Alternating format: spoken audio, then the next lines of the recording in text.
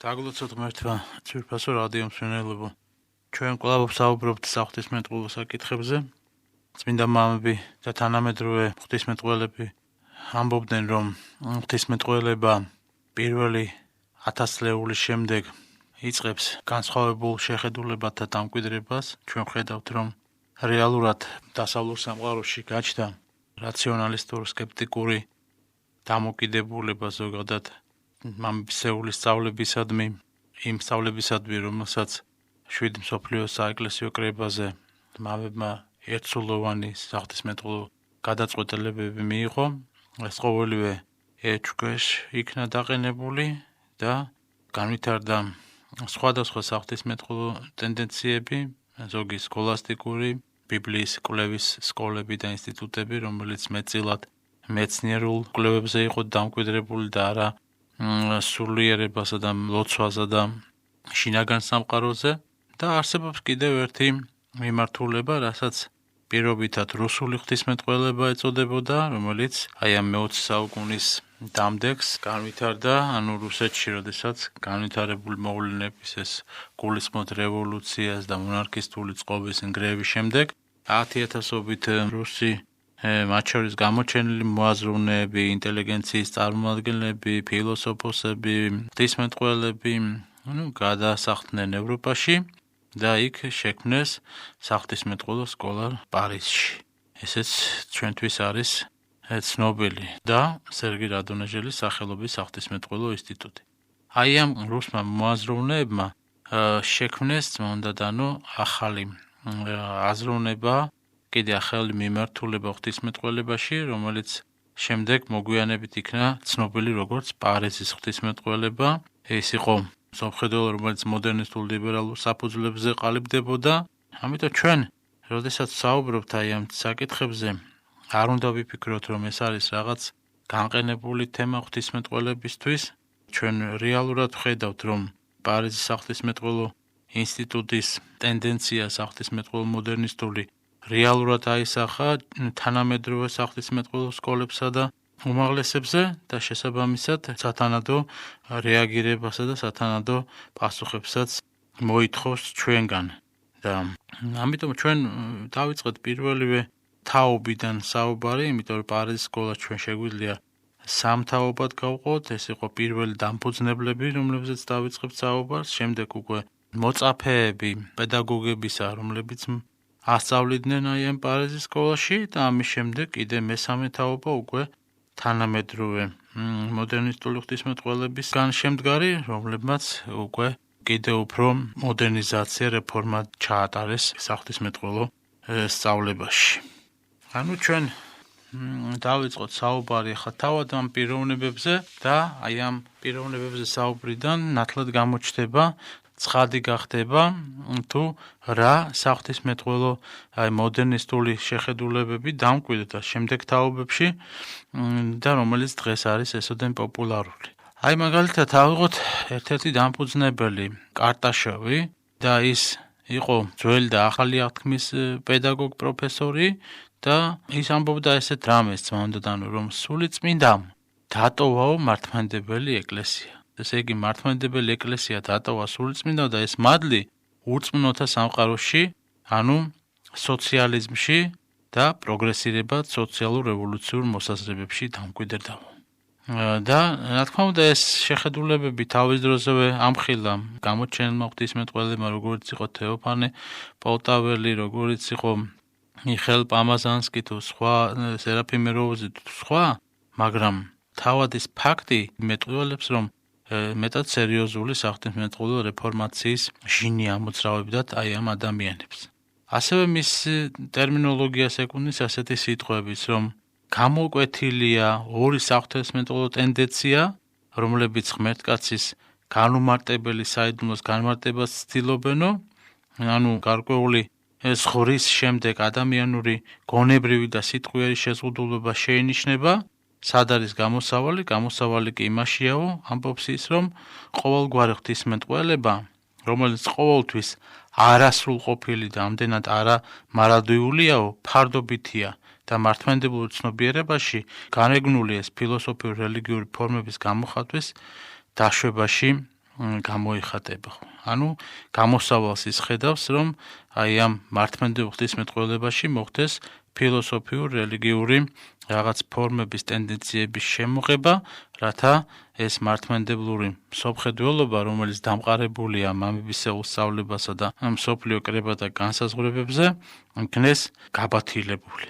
ასე რომ აი ამ პარიზის სკოლის პირველი თაობის აი ამ ინტელექტუალური დონის საუბრისას ჩვენ შეგვიძლია ვთქვათ, რომ საკმაოდ მაღალი იყო მათი ინტელექტი, ნამდვილად გამოირჩეოდა ის ეპოქა უდიდესი მოაზროვნებითა და ფილოსოფოსებით, თუმცა ჩვენ არა თავად ფილოსოფიის განხილვას ვიწყებთ აქ და არც გაგვაჩნია მისი პრეტენზიები. ჩვენ საუბარი გვაქვს იმაზე, რომ ღვთისმეტყველებაში რამდენად შეიძლება ფილოსოფიური შეხედულებები იქნეს ქვაკუთხედად მიჩნეული და არა მამებისეული სულისკვეთება, რომელიც დაფუძნებული იყო როგორც წესი ღვთისმეტყველებასთან ერთად ლოცვასა და ისიხაზებზე. და ფილოსოფია და ღვთისმეტყველება საერთოდ სხვადასხვა სიფრთხეში, სხვადასხვა პრინციპებზეა დაფუძნებული და აგებული, რომლებიც საერთოდ არ ემთხვევა ძმაუნდადანო ერთმანეთს. ამდენად აი ამ პრინციპის უკვე შემოღება საღვთისმეტყველო სწავლებაში, რომ თითქოს და უნდა მართლმადიდებლური შეხედულება უნდა გადაფასდეს ფილოსოფიურ რელიგიურ ჭრილში, ეს უკვე არის უდიდესი შეცდომა. ჩვენ ხედავთ, რომ აი ამ პარიზის სკოლის პირველივე წარმომადგენლებში გაჩნდა ესეთი სერიოზული საღვთისმეტყველო პრობლემები და სწორედ რომ ფილოსოფიურ და მეცნიერულ ნიადაგზე აგებული, ეს არის წმინდა სოფიის საძმო იყო ესეთი და სწორედ მათი აი ესეთი ფილოსოფიური და ფილოლოგიური განათლებით წარმოაჩინეს მათ თავისი თავი აი ამ რუსული ინტელიგენციის წარმომადგენლებმა და რომლებმაც შექმნა ფაქტობრივად ახალი საღვთისმეტყველო ნიადაგი. და სწორედ მათი ესეთი შემოქმედებითი და არა შინაგანი სულიერი ხედვების გამო მათ ვერ დაიტიეს ეს მამებისეული ხედვები და ყოველთვის ცდილობდნენ აი ამ საზღვრებს მიღმა ყოფილიყვნენ და იქ ეძებათ ღვთისმეტყველება მართლმადიდებლური, სადაც ის რეალურად არ არსებობს. ნიშანდობლივია სალავიოვის ვლადიმერის, ესე იგი, ფაქტობრივად პლატონიზმის რეანიმაცია, ანუ ის იყო მთლიანად აი ამ პლატონური მსოფლმხედველობით განშვალული და სწორედ ის ცდილობდა მსოფლიო საეკლესიო თუ ადგილობრივი კრებების სერიოზულ კრიტიკას კატეგორიულად უარყვეს წმინდა მამებმა ყოველგვარი ფილოსოფიური ხედვების შემოღება ეკლესიაში. ჩვენ როდესაც საუბრობთ იმაზე, რომ წმინდა მამები იყვნენ განათლებულნი და ერუდიცია არ აკლდათ მათ არც სათანადო ფილოსოფიური განათლება, ჩვენ გულისხმობთ იმას, რომ იმ ეპოქაში, რომლებიც ისინი ცხოვრობდნენ, ეს ელინური ფილოსოფიური აყვავების ზეობის ეპოქაში, ცხადია მათ უწევდათ იმ ტერმინოლოგიის გამოყენება, რომელიცაც სარგებლობდა იმ ეპოქის ფილოსოფოსები, რათა სათანადო ღირსეული პასუხი გაეცათ იმათთვის და არავითარ შემთხვევაში თავად ის აზროვნების სტილი შემოქონდათ მათ. არამედ მარტოოდენ ტერმინოლოგია და ეს კარგად უნდა იქნეს გააზრებული თანამედროვე საღვთისმეტყველო შეფასებების დროს.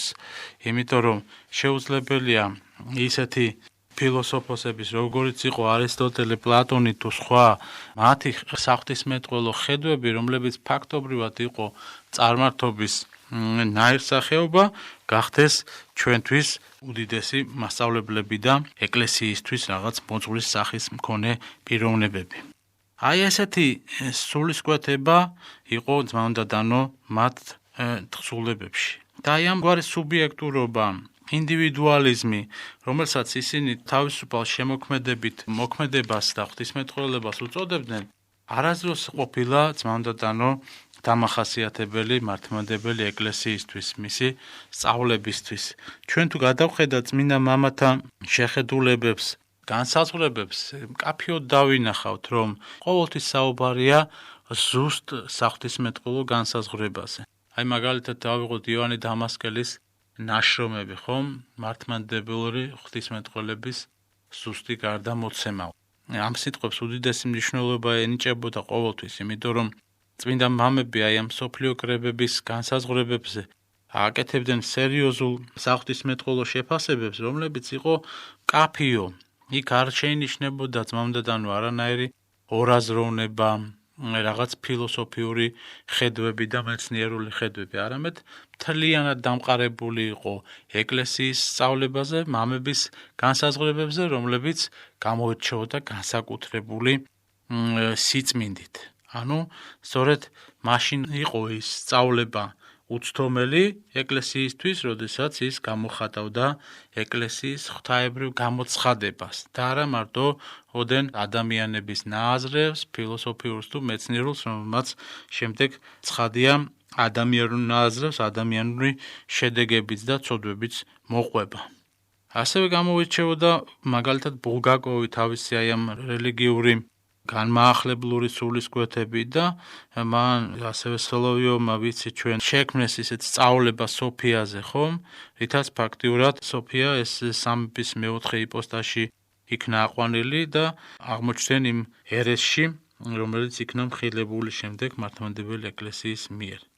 როდესაც საუბრობთ ჩვენ პარიზის სკოლაზე, იქ ცხადია ჩვენ არ გვაქვს უფლება რომ ვიყოთ ესეთი ცალსახად გამომხატველები აი მათი ამ სკოლისა.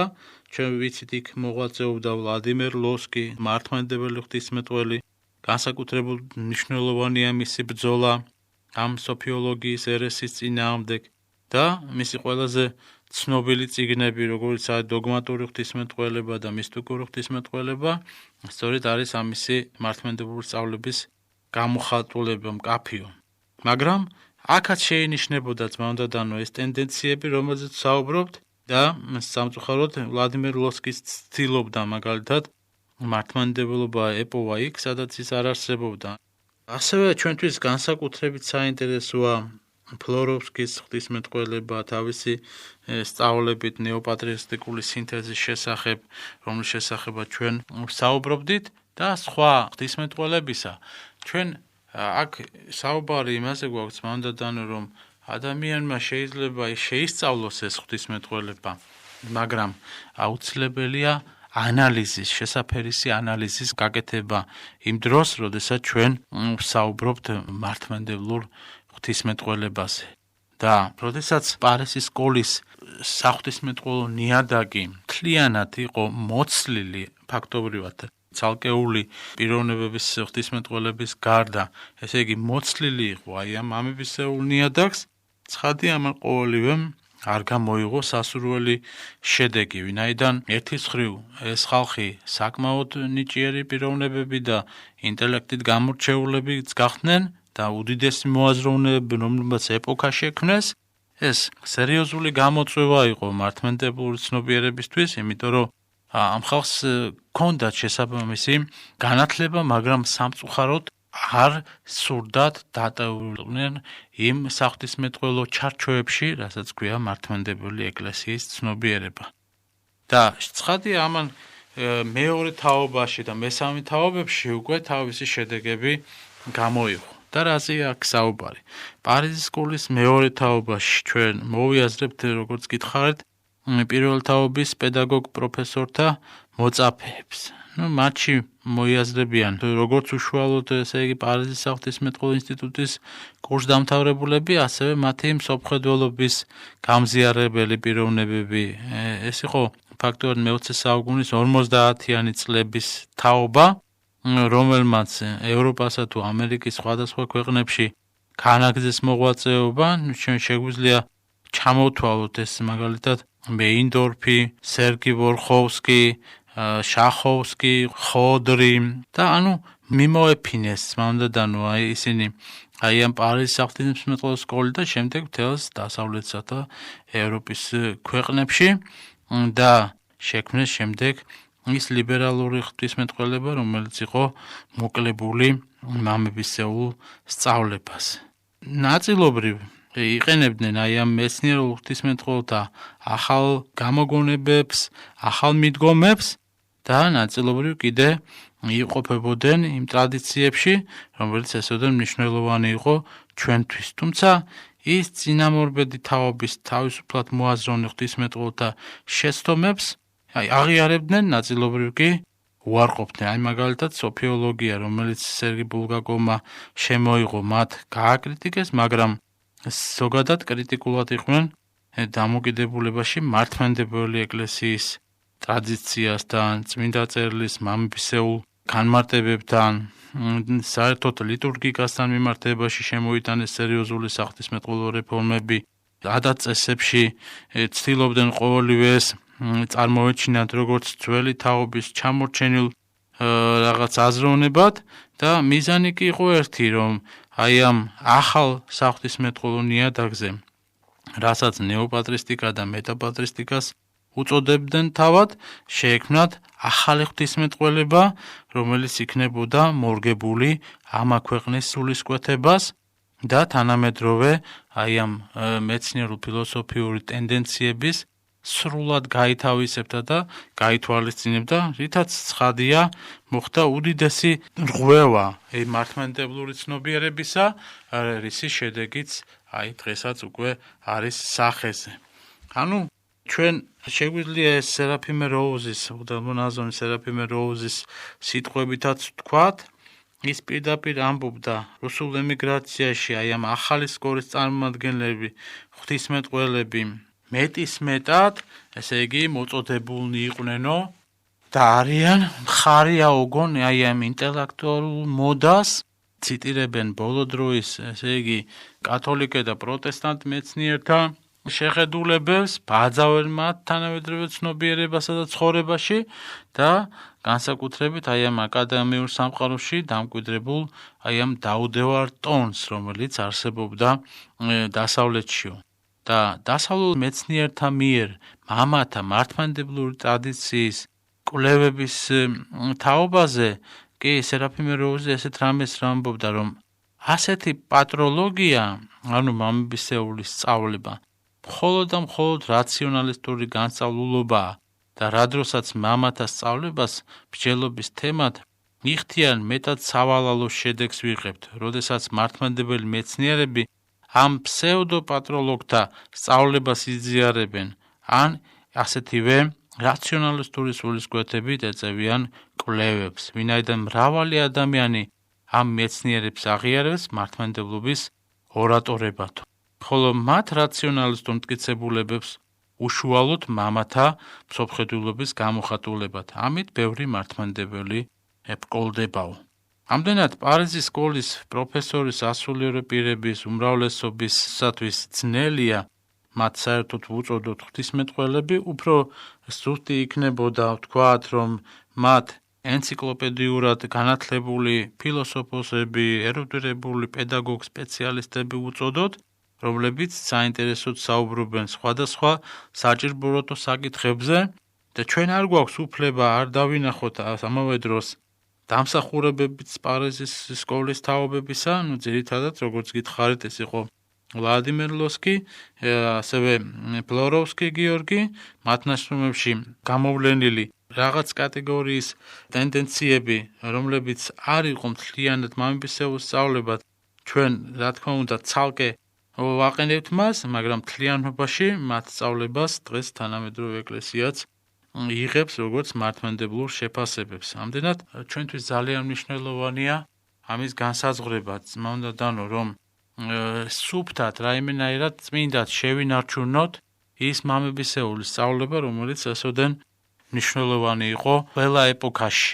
ამისთვის მსოფლიო კრებები იკრიბებოდა და ჩვენც არ შეგვიძლია ამას აი ესეთნაირად ერთი ხელის მოსმით ხაზი გადაუსვათ, ვინაიდან მან უნდა ჩამოაყალიბოს ის შინაგანი სულიერი სამყარო, რომელიც იყო მთლიანად დამყარებული მამებზე. როდესაც ჩვენ საუბრობთ, თქვათ ასე მესამე თაობის პარიზელებზე, ხო, მოდერნისტების საღვთისმეტყველო მიმართულებებზე, შეუმჩნეველი არ უნდა დაუგჩეს აი ამ პარიზის სკოლის წინა თაობების ზეგავლენის შემთხვევები და ფაქტი მათ მსოფლმხედველობაზე, რომელიც აისახა, შესაძლოა თანამედროვე მოდერნისტები ზოგიერთი საკითხში ავლენენ რაღაც ახლებულ საკუთარ ხედვებს, რითაც ერთი შეხედვით განსხვავდებიან აი ამ პარიზის სკოლის ფუძემდებლების მიერ დამკვიდრებული მსოფლმხედველობისაგან, მაგრამ სიღმისეული ანალიზის შემთხვევაში დავრწმუნდებით, რომ მათი ძირითადი ესეთი პოსტულატები არის აბსოლუტურად ერთი და იგივე. ჯერ კიდევ პირველ თაობაში, როგორც გითხარით, გაიჟღერა თეზამ, რომ სულიწმინდის ახალი რელიგიური ხედვებია საჭირო, რომ ტრადიციული მამებისეული სწავლების ეპოქა უნდა ჩაანაცვლდეს ქარიზმატული ქრისტიანობით. წამოიჭრა დოგმატური განვითარების იდეა, აპოკასტასური ერესის აღორძინება და მრავალი სხვა. და მათ მიერ დათესილმა აი ამ მომწავლელმა თესლმა შესაბამისად ეს ბოროტი ნაყოფი გამოიღო მომდევნო თაობებში და ჩვენ დროში მოდერნიზმმა ახალი ენერგიით შეუდგა აი ამ წმინდა გარდამოცემის, ეკლესიის წმინდა კანონების, მამებისეული სწავლების ნგრევას და მოძველებულ შუა საუკუნოვან ტრადიციად აღიქვამს და მიიჩნევს მას. აი მაგალითად ალექსანდრე მენი ხო პირდაპირ არაურაზნაურად ამბობს ამის შესახებ, რომ ურთულესი იქნებაო ჩვენთვისო ძველი რელიგიური ფსიქოლოგიის ინერციის გადალახვა. ანუ რიტუალური კანონიკური ფორმები რაღაც უცვლელ მარადიულ მოცემულობად მოიაზრება მათ მიერო. ეს საუბარია ძმაოდადანო იმ ადამიანებზე, ვინც იცავს მართლმადიდებლურ მსოფლმხედველობას, სწორედ მათ წინააღმდეგ არის მიმართული უდიდესი მუშაკობა და თაობათა აი ესეთი განვითარება, ეს ყველაფერი ჩვენ დაგვანახა და ვისაც სურს უფრო ღრმად ჩაუმავდეს ამ საკითხებს, ეს იოლად შეიძლება გააკეთოს ელექტრონული სოციალური ქსელების და საიტების საშუალებით, რა თქმა უნდა, უფრო მეტწილად თუ გაეცნობა რუსულ საიტებს. ყველაზე ძლიერი დარტყმა, რა თქმა უნდა, თანამედროვე მოდერნისტულმა ცნობიერებამ განახორციელა ეკლესიოლოგიურ საკითხებზე, ანუ როდესაც ფაქტობრივად ერთი წმინდა კათოლიკე და სამოციქულო ეკლესიის აი ამ უდიდესი დოგმატის მიმართ განხორციელდა დარტყმა, რაც გამოვლინდა შემდეგ ეკუმენისტურ თუ პანეკუმენისტურ მოძრაობაში, ასევე გამოვლინდა დიალოგებსა თუ შეთანხმებებში, როგორც იყო შამბეზის თუ ბალამანდის უნიები და ბოლოს აი ამ კრეტის კრებით, რომელმაც საბოლოო ბეჭედი დაუსვა აი ამ მოდერნისტულ შეფასებებს. აი ესეთია მოკლედ ძმაოდადანო ჩვენი დღევანდელი საუბრის თემა. არ არის ეს იოლი ცხადია ამის ყოველივეს გააზრება, მაგრამ უნდა ვიცოდეთ, რომ ნელ-ნელა რაღაც ხორციელდება ამის ყოველივეს დამკვიდრება და უბრალოდ მომავალ თაობას აღარც ეცოდინება თუ რა არის რეალურად მამების სწავლება თუ გაყვება აი ამ თანამედროვე საღვთისმეტყველო ტენდენციებს. თუ იტყვის, რომ ყველაფერი ახლებულად უნდა იქნეს გააზრებული და უგულებელყოფილი იქნება წმინდა მამების სწავლება, ცხადია ეს ყველაფერი მოიტანს უდიდეს უბედურებას არა მარტო საღვთისმეტყველო თვალსაზრისით, არამედ მთლიანად მართლმადიდებელი ეკლესიისთვის იქნება უდიდესი დარტყმა, რამაც შეიძლება უამრავი ადამიანი დააბრკოლოს, უამრავი ადამიანი დააყენოს დამღუპელს გზაზე, რაც არის ცხადია უდიდესი ტკივილი, ვინაიდან ადამიანი, რომელიც მოსულია ცხონებისათვის ეკლესიაში და ამ დროს აი ესეთი ცთუნების, ამ დიდი გამოწვევის წინაშე აღმოჩნდება, ცხადია მას უნდა ჰქონდეს ალტერნატივის გააზრების ელემენტარული საშუალება და ჩვენ სწორედ აი ამაზე ვბრძოლობთ დღეს, რომ აი ეს ალტერნატივა დავანახოთ ხალხს, რომ არსებობს მამებისეული სწავლების უალტერნატივო მიდგომა, რომელიც არის ყველაზე მეტად მნიშვნელოვანი და იმ ბუნდოვანებით მოცულ ღვთისმეტყველებაში, რომელიც ჩამოაყალიბა პარიზის სკოლის ღვთისმეტყველებმა, იქ უნდა ვეძებოთ ჩვენ ის სწორი მართებული ხედვები, რომლებიც არც თუ ისე ბევრი იყო მათ წიაღში. ასე რომ აი ესეთია თანამედროვე ტენდენციები, ღმერთმა აქნას, რომ მართლმადიდებლმა ქრისტიანებმა კარგად გავიაზროთ ეს ყველაფერი, დავინახოთ საფრთხეები და დავრჩეთ ამაღლებულები იმ ცრუ შეხედულებებზე, რომლებიც დღეს შემოთავაზებულია ვით ჭეშმარიტ